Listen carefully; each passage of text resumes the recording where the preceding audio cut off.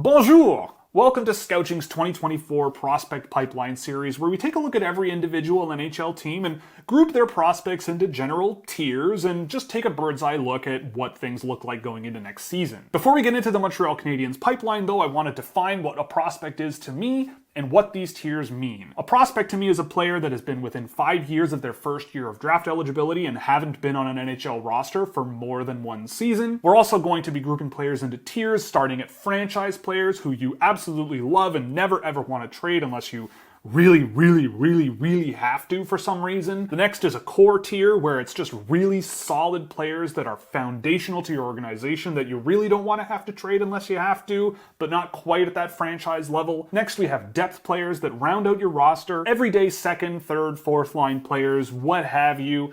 It's a pretty wide net there, and it's guys that play day in and day out on an NHL team. Below that, we have maybes, who are just a bunch of guys who might have a lot of upside and may have some risk associated with them, or a bit of a lower floor and maybe a bit of a ways to go in order to really crack an NHL roster, but there's a possibility. And then at the bottom, we have everyone else, which is, well, everyone else based on where they're at. So to start things off, we have our first player in this series in the franchise tier, and it's their 5th overall pick from this year in Ivan Demidov. I don't know what else I can say about this guy. I absolutely adore him. Super high levels of skill, super high creativity level, a growing ability to skate in a forward's direction with some good speed, rather than relying on skill and mohawk skating to get around guys. There's a real diversity to his game that is growing and will be very necessary for NHL success. I love him. He was a great pick at 5th overall. Celine Dion introduced him to the world for the Montreal Canadiens, and everything is just great with this guy, and I think his future is extremely bright. Next, at the core tier, we have Michael Hage and Lane Hutson. I think Michael Hage has tremendous amount of potential. He can play center, but I think he projects maybe more as a really high-end winger in the NHL. The offensive skill level and creativity and the diversity with which he can score points is really impressive, and I think he is maybe riding the line a little bit here between core and depth, but I do think he's going to be a very important player for the Habs moving forward. Going down the list here, we have the depth guys, and these are guys, again, that I feel like could be second, third, fourth line guys that round out your lineup, and they're there. Guys like Logan Mailloux are in here, guys like Joshua Waugh, Owen Beck, David Reinbacher, guys who might not blow you away, but should be effective NHL players that you keep in the lineup all season long. I've got Sean Farrell in here because I do think there still is a chance that he carves out a pretty good bottom 6 NHL energy role. Oliver Kapanen earned himself a big promotion to get into this category. I've been really impressed with how Kapanen's game has really improved. I always loved the hockey IQ in his game. He just plays so smart and effectively, and I think that his talent base has improved quite a bit over the last few years. I am being a little bit optimistic here maybe, but I do really think there's potential in his game. And in here as well, we've got Jacob Fowler, and again, Habs fans, look, you might think that I'm being really harsh with these guys, but NHL depth charts are really hard to move up in. Could Jacob Fowler be your number 1 goalie forever?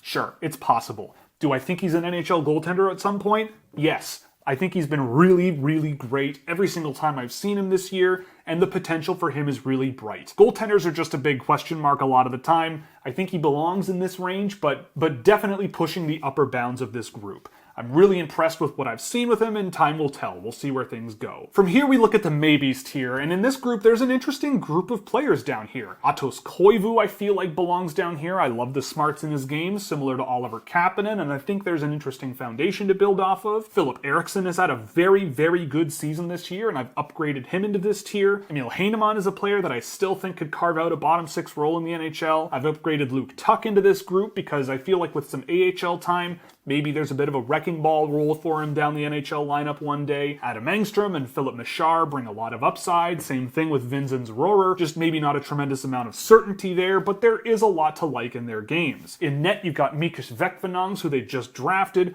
Quentin Miller, who I'm also a fan of, Yevgeny Volokhin, who I'm a fan of, Jakub Dobesh had a pretty decent season with them as well. I think that there are some guys who might ride the line between everyone else and maybes, but I do like a lot of the players that they have drafted, and they all kind of sit in this group as well. And then you have everyone else, and again, the Montreal Canadiens have drafted a lot over the years, and not everyone is going to work out. I think there are quite a few players where I'm just not as big of a fan of them over the course of the last little while, or they've just kind of struggled to project into an AHL role. Now, I will say there are some guys that play a physical style of play that if they continue to develop, could work their way into an NHL lineup. Guys like Florian Xhekaj are in here. Owen Protz and Tyler Thorpe are another one, but I just haven't really been blown away with their games when I watch them in isolation. There's a lot of guys in here that I think have a lot of offensive upside, but a lot of risk there as well that I just think hold them back quite a bit. Dmitry Kostenko, William Trudeau, Luke Mittelstadt, Riley Kidney, all of these guys are guys that have just not quite punched their ticket to the NHL yet,